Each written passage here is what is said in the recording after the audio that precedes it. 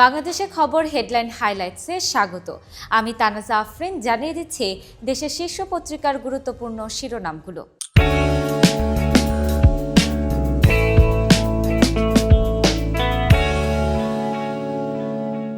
শুরু করছি বাংলাদেশের খবরের শিরোনাম দিয়ে। উধাও বোতলজাত সোয়াবিন তেল, বিপাকে ক্রেতারা, অনেকেই বেশি দামে বিক্রি করছেন। সরবরাহ কমিয়ে দিয়েছে কোম্পানিগুলো। নিষিদ্ধ, তবুও ছাপা হচ্ছে নোট গাইড। পাঠ্য বই ছাপায় ধীরগতি, দীর্ঘদিন ধরেই চলছে রমরমা ব্যবসা। এই বাণিজ্যে লিপ্ত প্রকাশকরা, নজির নেই শাস্তিমূলক ব্যবস্থার। জড়িতদের দ্রুত চিহ্নিত করতে একাধিক কমিটি গঠন করা হয়েছে, জানিয়েছে এনটিসিবি চেয়ারম্যান। ভুয়া খবর ছড়াচ্ছে ভারতের অর্ধশত গণমাধ্যম, রিউমার স্ক্যানারের প্রতিবেদন। 12 আগস্ট থেকে 5 ডিসেম্বর পর্যন্ত ভারতীয় গণমাধ্যমে প্রচারিত অন্তত 13টি ভুয়া খবর পাওয়া গেছে।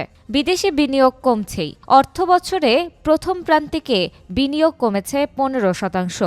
রাজনৈতিক স্থিতিশীলতা না এলে আরও কমার শঙ্কা। 400 কোটির সেই পিয়ন এখন নিউ ইয়র্কে। বাংলাদেশের খবরের শেষের পাতায় রয়েছে 43 কোটি টাকার 9-6 Begum Amina Mansur textile engineering institute. সরকারি অর্থ আদায়ের সুপারিশ করা হয়েছে অডিট অ্যান্ড অ্যাকাউন্টস অফিসার।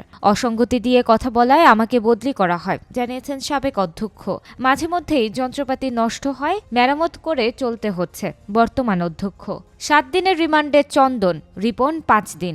আইনজীবী সাইফুল হত্যা। উত্তরে নামছে শীতের পারদ। দুর্দশায় পড়েছেন খেটে খাওয়া মানুষ। হাসপাতালে বাড়ছে শিশু ও বয়স্ক রোগী।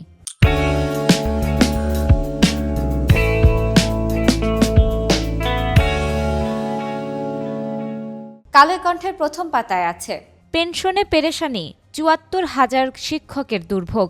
এমপিওভুক্ত শিক্ষা প্রতিষ্ঠান। ব্যান্ড বেইস ভবনে গিয়ে হতাশ শত শত শিক্ষক। আবেদনের 4 বছরেও টাকা মিলছে না। 4 মাসে নিষ্পত্তি নেই কোনো আবেদন। অগ্রাধিকারে নেই হজযাত্রীরাও।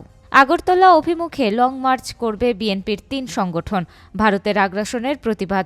লং মার্চের তারিখ নির্ধারণে আজ নয়াপল্টনে বৈঠক। আওয়ামী লীগ আমলের সাজা আপিলে টিকছে না। অনায়াসে খালাস পাচ্ছেন সাজাপ্রাপ্তরা। বেআইনিভাবে সাজা দেওয়া হয়েছিল, আপিলের রায়ে আদালত। কালের কণ্ঠের শেষের পাতায় আছে ভিক্ষুক পুনর্বাসন কর্মসূচি ব্যর্থ, নেই পরিকল্পনা। 13 অর্থ বছরে বরাদ্দ মাত্র 75 কোটি টাকা, পুনর্বাসন মাত্র 15,000। পুনর্বাসন নিয়েও রাজনীতি।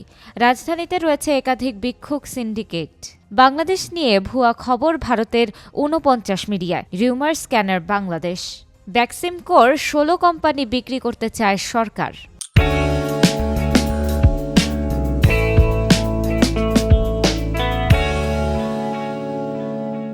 প্রথম আলোর আজকের শিরোনাম, ঢাকায় বাস চলাচলে নৈরাজ্য রয়েই গেল। আওয়ামী লীগ সরকারের নজর ছিল বড় প্রকল্পে, যেখানে দুর্নীতি ও কমিশন ভোগের সুযোগ থাকে। ব্যবস্থাপনায় নজর ছিল না। ঢাকার পরিবহন খাতে 3 লাখ কোটি টাকার প্রকল্প নিয়েছিল আওয়ামী লীগ সরকার।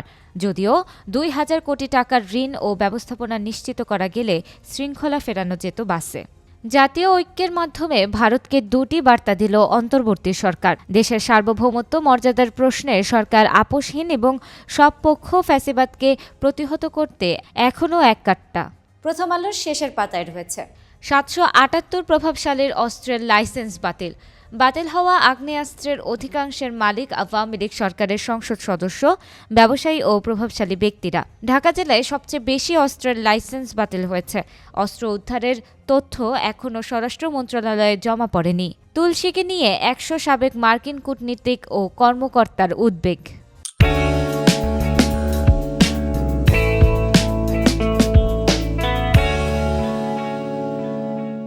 বাংলাদেশ প্রতিদিনের প্রথম পাতার শিরোনাম, 4 বাধায় রপ্তানিতে সর্বনাশ। রপ্তানিতে পোশাক নির্ভরতা কমানোর পরামর্শ। পোশাকের বাইরে পণ্য রপ্তানিতে প্রণোদনা কম। বিপুল সম্ভাবনা কৃষি, চামড়া, চামড়াজাত, পাটজাত, হোম টেক্সটাইল পণ্যে। আওয়ামী লীগ আমলে রপ্তানি বহুমুখীকরণে ছিল না কার্যকর উদ্যোগ। শরিকদের অর্ধশত আসন ছাড় দেবে বিএনপি। জোটে জামায়াত থাকলে হিসাব হবে ভিন্ন। কেনাকাটায় ভয়াবহ লুটপাট। শ্বেতপত্রে স্বাস্থ্য খাত। দুর্নীতিতে বেড়েছে চিকিৎসা ব্যয়, অনিয়ন্ত্রণ টেস্টের খরচ। এছাড়া বাংলাদেশ প্রতিদিন শেষের পাতায় দিয়েছে নিষিদ্ধ পলিথিনে নদীর কবর, রাজনৈতিক ছত্রছায়ায় বেড়েছে কারখানা, প্রতি টন মাটিতে 1.5 কেজি প্লাস্টিক, প্রতিদিন সাগরে মিশছে 73,000 টন প্লাস্টিক বর্জ্য। শীতের সবজিতে ভরপুর, তবু কমছে না দাম। বাজারে নতুন সংকট সয়াবিন তেল। বৈষম্যমূলক পদোন্নতি নীতিমালা সংশোধনের দাবি, সরকারি ব্যাংকে জিএম পদ।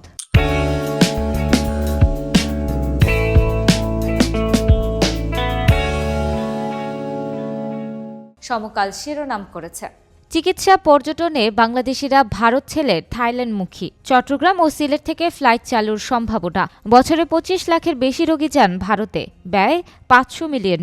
চিকিৎসা সহ বছরে থাইল্যান্ড ভ্রমণ 1.5 লাখ বাংলাদেশির, 4 মাসে বৃদ্ধি 20%। মালয়েশিয়া ও সিঙ্গাপুরেও বেড়েছে যাতায়াত। এবং কঠিন পরিস্থিতিতে ভারতের হাসপাতাল, হোটেল, ব্যবসা।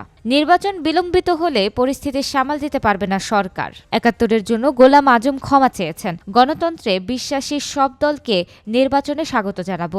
আগে প্রয়োজন সংস্কার, পরে নির্বাচন। পুলিশের ওয়েবসাইটে তথ্য মিলছে 6 বছরে বেশি খুন জুলাই আগস্টে। সারা দেশে 6 বছরে খুন 19,040 জন। ওয়েবসাইটে তথ্য আপলোড বন্ধ ছিল 7 বছর। সমকালের শেষের পাতায় রয়েছে, ঘুষে নির্ধারণ বড় বীজের বরাদ্দ। কিশোরগঞ্জে ডিলারদের অভিযোগ, ঘুষ দিলে বরাদ্দ বেশি, না দিলে কিছুই মেলে না। জড়িত বিএডিসির উপপরিচালক। সারপ্রাইজ গিফটের নামে আসে ম্যাজিক মাশরুম। ব্যারিস্টারে পড়া ছেড়ে মাদক কারবারে রাজ। ধর্নাঢ্য তরুণদের মধ্যে বাড়ছে মাশরুম ও কুশের চাহিদা। বৃদ্ধ বাবার বনবাস। প্রতিষ্ঠিত 3 সন্তানের সংসারে হয়নি ঠাঁই, 3 দিন পর উদ্ধার করে পুলিশ।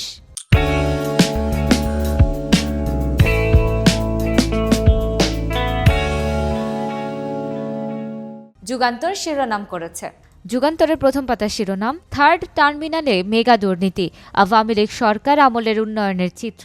অস্বাভাবিক ব্যয় ও অনিয়ম দুর্নীতি খতিয়ে দেখা হবে, জানিয়েছে উপদেষ্টা হাসান আরিফ। সিন্ডিকেটে সাবেক মন্ত্রী ও সংসদীয় কমিটির চেয়ারম্যান, সংরক্ষিত আসনের মহিলা এমপি ও প্রকল্প পরিচালক, প্রকৌশলী। বিদেশে পুঁজি সরানো বেড়েছে 60%। অর্থনৈতিক মন্দা ও ডলার সংকট। গত অর্থবছরে সবচেয়ে বেশি পুঁজি গেছে ভারতে, দ্বিতীয় অবস্থানে সংযুক্ত আরব আমিরাত, তৃতীয় আয়ারল্যান্ড। বাজার থেকে উধাও সোয়াবিন তেল, কোম্পানিগুলোর কারসাজির চরমে। রমজানকে সামনে রেখে সংকট তৈরির পায়তারা। বাড়তি দামে তেল না পেয়ে বিপাকে ক্রেতা বিক্রেতা। মুনাফা লুফে নিচ্ছে সেই চিরচেনা সিন্ডিকেট, জানিয়েছেন গোলাম রহমান। এছাড়া যুগান্তরের শেষের পাতায় আছে, নর্থ বেঙ্গল জুট মিলে ঋণের নামে ব্যাংকের টাকা লুট। 2 দফা বিক্রি করে বিদেশ পালিয়েছে মালিক। প্রথম ক্রেতা কিনে পথে ঘুরছেন। ব্যাংক সুদ মওকুফ করলেও আদায়ের খাতা শূন্য। জাল সনদে সাব রেজিস্ট্রারের চাকরি করলেন রামজীবন, 6 বছর বয়সেই মুক্তিযোদ্ধা। একই পথে সারা দেশে রয়েছেন আরও 39 সাব রেজিস্ট্রার। সরকারি পর্যায়ে ফেরত দিতে নানা তৎপরতা, ব্যক্তির ক্ষেত্রে গড়িমসির শেষ নেই।